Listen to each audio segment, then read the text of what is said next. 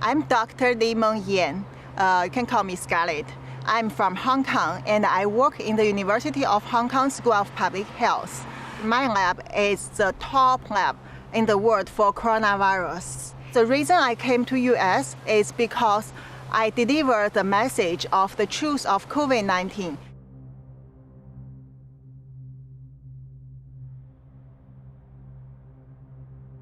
If I tell it in Hong Kong, the moment I start to tell it, I will be disappeared and killed. No one can hear me.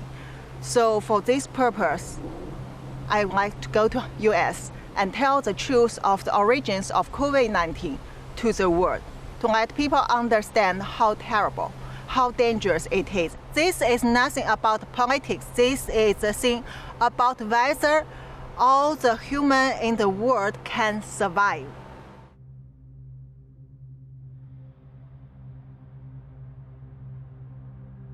I'm one of the first one get involved to COVID-19 research in the world from end of December. Since the 31 December, once we know there is a SARS-like coronavirus in China, in Wuhan, my supervisor, WHO consultant, Dr. LiMeng, asked me to do some secret investigation of what really happened in mainland China.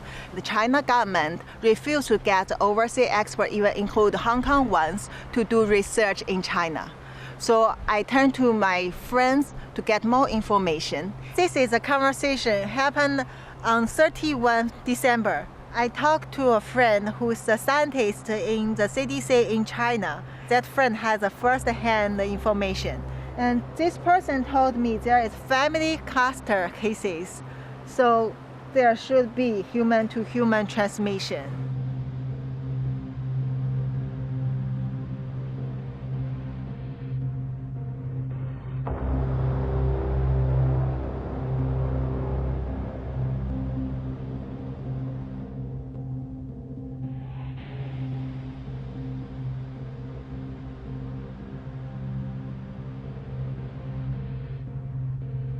So this is a group full of the clinical doctors in a different hospital all over China. This is from the 31 December in China. And early morning, one of the doctors asked whether there are doctors in Wuhan who can share this information about this SARS-like virus. But there are people immediately warn this doctor that don't ask. And this is too sensitive. We cannot talk about it, but we need to wear masks.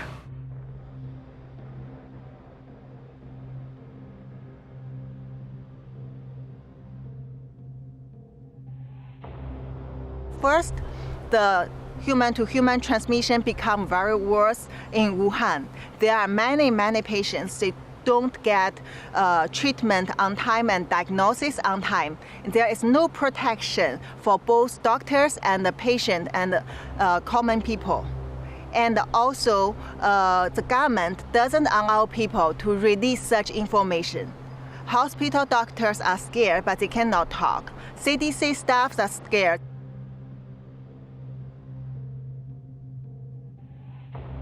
So I report these things to LiMeng once I get the result, but he asked me to keep silent and be careful, as he warned me before, don't touch the red line. That means don't go across the China government's procedure. Don't cross the China government principle. If not, we will get in trouble, will be disappeared. I thought this information could be delivered to public. And it is a very urgent information, so it should be responded to the public as soon as possible. But then he didn't do anything because I didn't see any response after many days even. And also our co-director of the WHO lab approved Malik Paris. And they know it, but they didn't do any action. As a virologist, and even some of them are doctors, they should know how terrible this is. This is a public health threat. They should do the quick response to it. They should have done many things. There are so many choices they can do to control this outbreak, not let it spread as a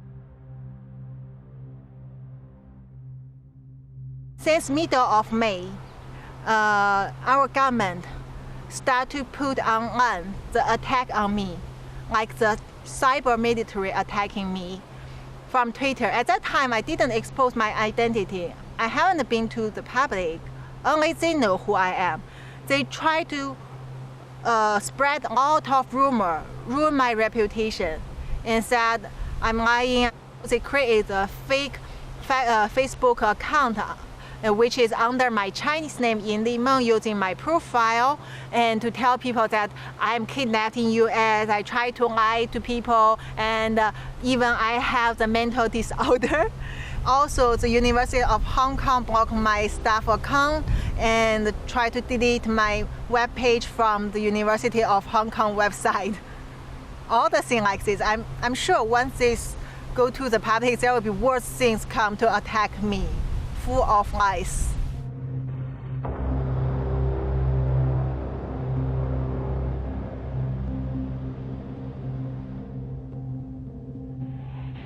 Of course, I'm afraid of the safety. I'm worried about the safety of my family and my friends and all the people who had sent me the information. No matter doctors or officers or lab people, researchers, scientists, they all know it clearly. They trust me. And so that's why I need to protect them. They are all under surveillance, under trouble, and my family in life-threatening danger definitely every day.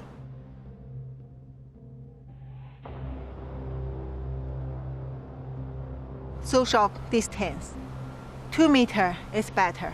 70% alcohol is very useful, clean your hand. And also wear the mask if you get close to people. Surgical mask. This is about global health. No political issues. I mean, this is all of us involved. No matter this party, this country, that country. The only thing is, when people understand the truth, they know how to protect themselves.